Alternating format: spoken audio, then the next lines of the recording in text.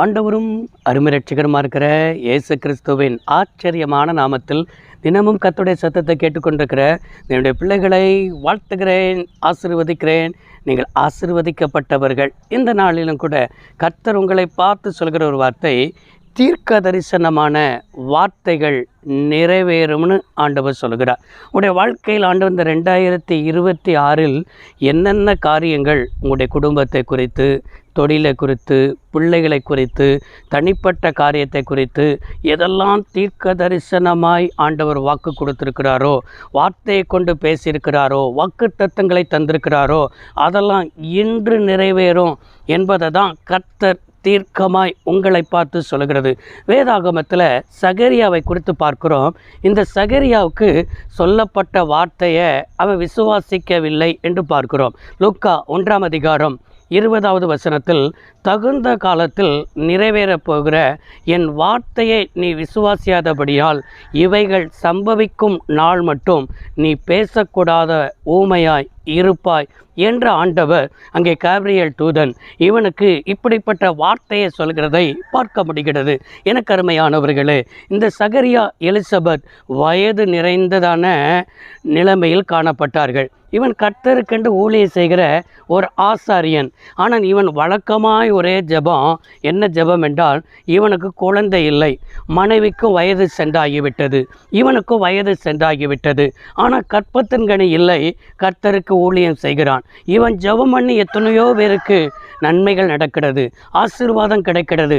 ஆனால் இவனுக்கோ இந்த ஆசீர்வாதத்தை கர்த்தர் தாமதித்து கொண்டே இருந்தார். எதுக்குமே ஒரு காரியம் தாமதிக்கிறது என்று சொன்னாலே அது சிறந்ததை கர்த்தர் தருவதற்காக தான்.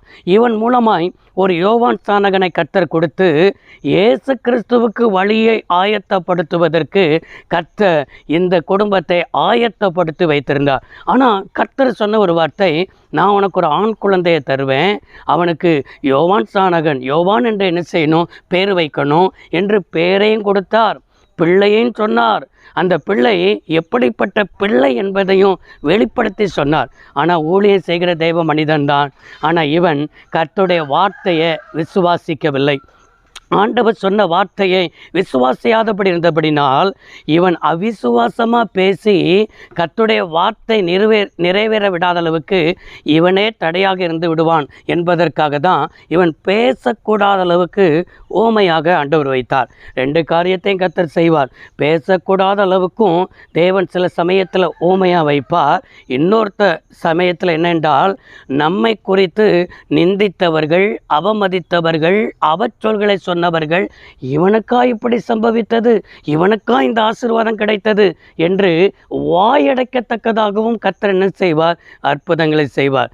கர்த்தர் தீர்க்க தரிசனமான வார்த்தை நம்மளை வாயடைக்கிறதுக்கும் செய்ய முடியும், நம்மளை பேசாதிருக்கவும் செய்ய முடியும். இந்த 2ஐயும் செய்து அவருடைய தீர்க்க தரிசனமான வார்த்தை இந்த நாளில் உங்களுக்கு நிறைவேறும் என்பதாக ஆண்டவர் பேசி கொண்டிருக்கிறார். இதை தான் எரேமியா தீர்க்கன் மூலமாகவும் தேவன் முன்னுரைத்த ஒரு வார்த்தை. எரேமியா 1ஆம் அதிகாரம் 12வது வசனத்தில், என் வார்த்தையை நான் தீவிரமாய் நிறைவேற்றுவேன், அது தாமதிக்காது. நம்ம நினைப்போம், ஆண்டவர் பேசின வார்த்தை இந்த வருஷத்தில் எங்கே நிறைவேறுமான்னு பார்ப்போம் அப்படின்னு நினைப்போம். இது அவிசுவாசம். இன்று நிறைவேறும். இதுதான் விசுவாசம். உங்களுக்கு எப்படிப்பட்ட விசுவாசம் இருக்குது? இன்று நிறைவேறும்னு விசுவாசிக்கிறவங்க அப்படியே கீழே உள்ள கமெண்ட் பாக்ஸில் ஆமேன் என்று சொல்லுங்கள். இன்றே நிறைவேறும். கேட்டுக்கொண்டிருக்கும் பொழுது இந்த வேளையிலே உங்களுக்கான வழிகளை கர்த்தர் திறந்து தருகிறார். சகரியாவை போல இல்லாதபடிக்கு உங்களுடைய வாழ்க்கையில் ஆபிரகாமை போல நான் விசுவாசிக்கிறவர் இன்னார் என்பதை அறிந்திருக்கிறேன் என்று சொன்ன வார்த்தையின்படியே உங்களுடைய வாழ்க்கையில் ஆபிரகாம் ஆண்டவருடைய வார்த்தையை விசுவாசித்தான், கர்த்தர் சொன்னதை விசுவாசித்தான்.